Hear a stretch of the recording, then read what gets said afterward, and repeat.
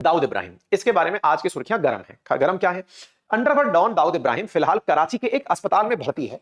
बताया गया है कि इसे किसी ने जहर दे दिया। हालांकि इस विषय पर जब लोगों से जानकारी ली गई तो लोगों को ट्रस्ट नहीं है कि कोई इसे जहर दे सकता है। कहते हैं कि इसे जहर देने से पहले 150 लोगों का द्वार कैंसिल कर क्रॉस करके जाना पड़ता है। लेकिन वही वाली बात है, जैसे कोई ये कहे कि क्या संसद में कोई स्मोक बम फोड़ सकता है, सुनने पर तो इंपॉसिबल ही लगेगा, लेकिन हुआ ना इंडिया के अंदर अभी, तो हो तो कुछ भी सकता है। तो वैसा ही इसके साथ भी हुआ हो, इस बात पर इनकार नहीं किया जा सकता। कुछ अखबार क्लेम करते हैं कि ऐसा संभव नहीं हो सकता, विश्वास ही नहीं हो सकता कि कोई इसे जहर दे दे, लेकिन बड़ी संख्या में लोगों का कहना है कि ऐसा हुआ है। और इस विषय पर बहुत सारे लोग ट्विटर पर और सोशल मीडिया पर लिख रहे हैं रिपोर्ट्स करके कि इन्हें जहर दे दिया गया है। पाकिस्तान की मीडिया की खबर जानते हैं। पाकिस्तान की मीडिया ने कल अखबार में कल सोशल मीडिया पर जानकारी दी कि वहां का इंटरनेट सर्विस इस समय पूरे पाकिस्तान में डाउन हो गया है। वहां कोई भी सोशल मीडिया ना इंस्टा, ट्विटर, फेसबुक, यूट्यूब चल नहीं पा रहा है। इसके कारण जाने गए। रीजन के बारे में कहा गया कि इसका कारण क्लियर नहीं है कि इंटरनेट क्यों बैन हो गया। अब एक बार तो सुन करके कहते हैं कि यह बात लगती हुई सी दिखती है कि इंटरनेट भी बंद है, र्यूमर भी है कि उसको मार दिया गया है। इसका मतलब कुछ तो हुआ है। वो जो कुछ तो गड़बड़ है वाली फीलिंग इसको लेकर आने लगी कि क्या दाऊद इब्राहिम की वजह से इंटरनेट ठप हुआ हो। लेकिन कुछ लोगों का यह भी कहना है कि कल इमरान खान की जो पार्टी पीटीआई है उसके द्वारा एक ऑनलाइन रैली रखी गई थी। आपको मालूम हो कि इमरान खान जेल में है।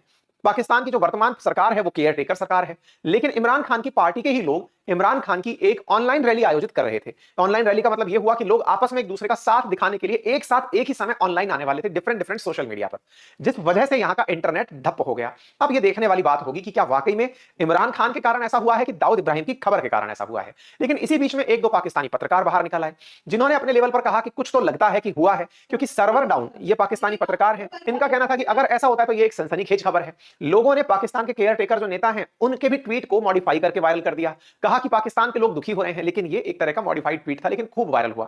लोगों ने इसको जबरदस्ती टेढ़ा बेढा करके इसको वायरल कर दिया है। अब थोड़ा दाऊद इब्राहिम के बारे में जान लीजिए। 1955 के अंदर भारत के अंदर, महाराष्ट्र के अंदर, रत्नागिरी जिले के अंदर इसका जन्म हुआ था।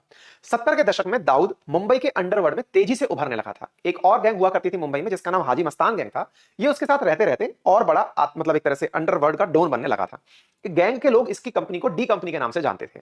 मुंबई के अंदर हफ्ता वसूली करना, लोगों को धमकाना, अपहरण कर लेना, छिनैती कर देना, जिन्होंने बात नहीं मानी उनका मर्डर कर देना, इस प्रकार के काम इनके हुआ करते थे। लेकिन 1993 में मुंबई के अंदर सीरियल ब्लास्ट हुए और उन सीरियल ब्लास्ट में इसका नाम निकल कर आया। कहा जाता है कि बाबरी विध्वंस की प्रतिक्रिया में यह सब हुआ था। इसके पीछे कई फिल्में बनी हुई हैं। 1993 के मुंबई सीरियल ब्लास्ट के अंदर यह खबर इस प्रकार से निकल कर आई। बड़ी संख्या में लोगों की मौत हुई। 257 लोग तो रिपोर्टेड हैं, 700 से ज्यादा लोग घायल हुए बताए गए हैं। कहा गया कि मुंबई के अंदर 2 घंटे से कम समय में 13 धमाके हुए थे।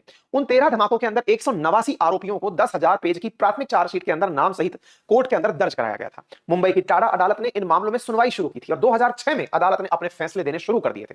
123 अभियुक्त बनाए गए थे। 12 को तो निचली अदालतों के द्वारा मौत की सजा सुनाई गई थी। 68 लोगों को उम्र कैद से कम की सजा सुनाई गई थी, जबकि 23 लोगों को निर्दोष माना गया था। सुप्रीम कोर्ट ने याकूब मेनन को छोड़कर बाकी सभी लोगों की फांसी की सजा को उम्र कैद में बदल दिया था। याकूब को 2015 में फांसी पर चढ़ाया गया और इन्हीं का आरोपित टाइगर मेनन और दाऊद इब्राहिम इसी मामले के अंदर फरार हो गए। यानी कि मुंबई हमलों के बाद ये लोग भागकर निकल गए।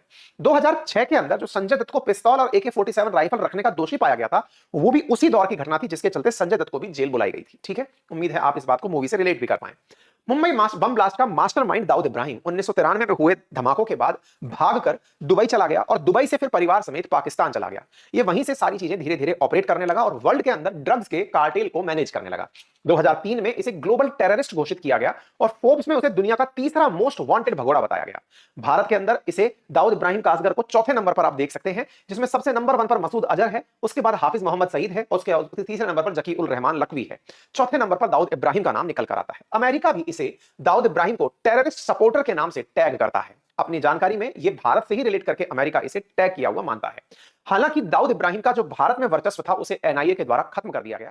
थोड़ा सा राइट हैंड कॉर्नर पर जाइए ना, सब्सक्राइब का बटन है, थोड़ा आनंद और भी बचा है। एक बटन है सब्सक्राइब का जिसकी कोई फीस नहीं है। वीडियो के बगल में सब्सक्राइब का बटन है, आप आते जाते भूल जाते हैं, आप करना ही भूल जाते हैं। करिए ना फटाफट, जाइए वीडियो के साइड में देखिए एक सब्सक्राइब का बटन है, लाल कलर का है, क्लिक कर दीजिए। हमारा लालच बताएं, कल को फिर हम ऐसा ही कोई आनंददायक सेशन लाएंगे ना, बस आप तक सूचना पहुंच जाएगी। कोई पैसा नहीं दे रहे हैं आप हमें, बस सब्सक्राइब कर लीजिए, हमारा हौसला बढ़ जाएगा।